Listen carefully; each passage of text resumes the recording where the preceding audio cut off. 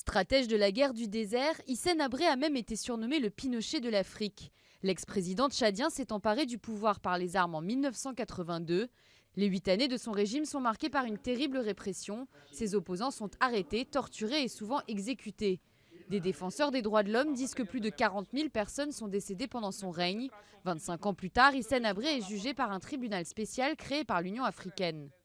Pour les milliers de victimes qui ne sont pas ici aujourd'hui, mais attendaient ce moment depuis des années, pour toutes celles, hélas, qui n'ont pas survécu jusqu'à ce jour, cette heure est solennelle. Le procès d'Hissène Habré a commencé. Plus rien ne peut arrêter la machine de la justice. L'homme de 72 ans a refusé toute représentation juridique. Il récuse cette juridiction et refuse de coopérer.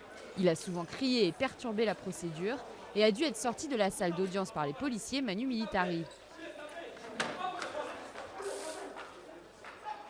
Pourtant, la tenue de ce procès est déjà une victoire pour beaucoup de personnes.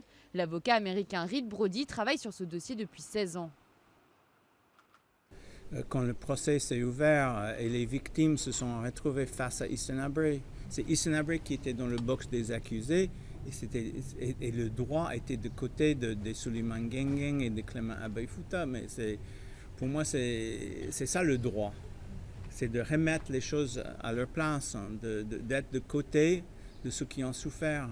Auparavant soutenu par la France et les États-Unis dans la guerre contre la Libye, Hissène Habré est aujourd'hui accusé d'être le cerveau et l'animateur de la répression sous son régime.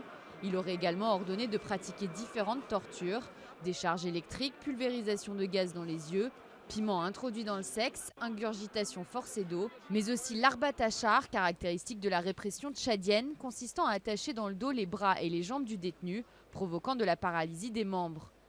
Il est poursuivi pour crimes contre l'humanité, crimes de guerre et crimes de torture. Il encourt entre 30 ans de prison ferme et les travaux forcés à perpétuité.